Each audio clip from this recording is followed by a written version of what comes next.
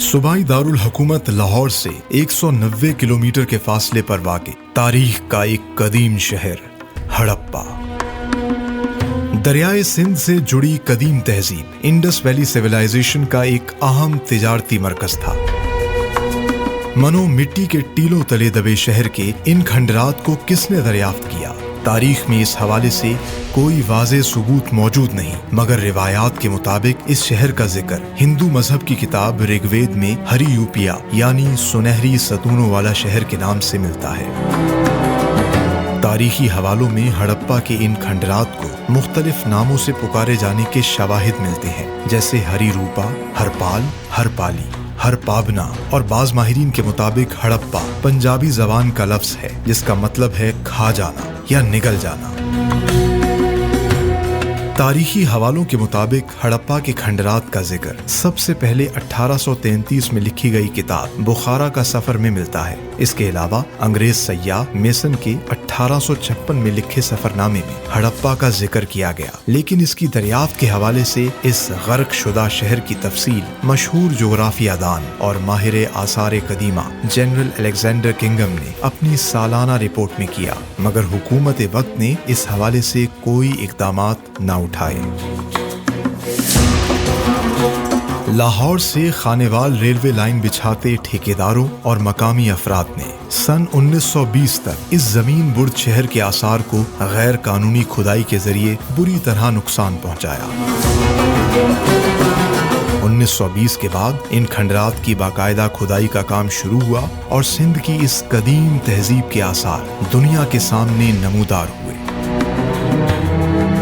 سطح سمندر سے 590 فٹ کی بلندی پر واقع ہڑپا کے کھنڈرات کا کل رقبہ 175 ایکڑ پر محیط ہے، جنہیں ملنے والے آثار کی بنیاد پر 3 مختلف ادوار میں تقسیم کیا گیا۔ پہلا دور 3500 قبل مسیح، دوسرا 2600، جبکہ تیسرے اور آخری دور کے آثار 1800 قبل مسیح کے ہیں۔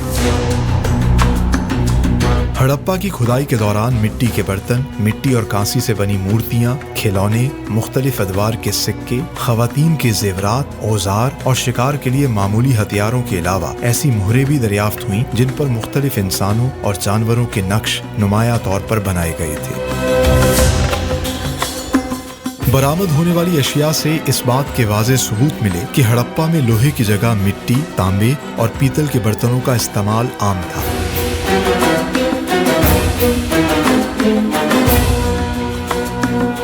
ہڑپا میں دریافت ہونے والے قدیم شہر کو دیکھ کر اس بات کا بخوبی اندازہ ہوتا ہے کہ ادھر رہنے والے افراد جدید تہذیب یافتہ تھے، جنہوں نے شہر کی آباد کاری باقاعدہ منصوبہ بندی سے کی۔ تعمیراتی آثار کی دریافت سے اس دور کے طرز تعمیر کا اندازہ بآسانی لگایا جا سکتا ہے۔ دریائے سندھ کی موجوں اور دفاعی نقطہ نظر سے کچی اینٹوں سے فصیل تعمیر کی گئی تھی۔ شہر میں داخل ہونے کے لیے بڑے دروازے، سڑکیں، واچ ٹاور، غلہ گودام، تانبے اور لوہے کو گلانے والی بھٹیاں، مزدوروں کے گھر اور کام کے لیے پلیٹ فارمز، نکاسیاب کے لیے ڈھکی ہوئی نالیاں، 2 قبرستان اور دریا کے ذریعے سامان کی تجارت کا باقاعدہ نظام ترتیب دیا گیا تھا۔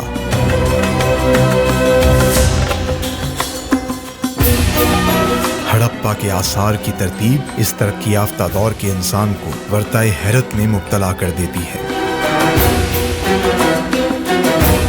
ہڑپا سے ملنے والے قدیم تہذیبوں کے آثار کو محفوظ رکھنے کے لیے عجائب گھر تعمیر کیا گیا، جہاں مختلف نوادرات کو بڑے بڑے شوکیسوں میں رکھا گیا ہے، جو دلچسپی رکھنے والوں کے لیے موزوں جگہ ہے۔ ہڑپا کی تہذیب کیسے ختم ہوئی، اس بارے میں کوئی حتمی رائے موجود نہیں، مگر ماہرین آثار قدیمہ کے مطابق دریائے سندھ کی سیولائزیشن طغیانیوں، سیلاب یا دریا کا رخ بدل جانا انڈس ویلی کے اختتام کی وجہ بنی۔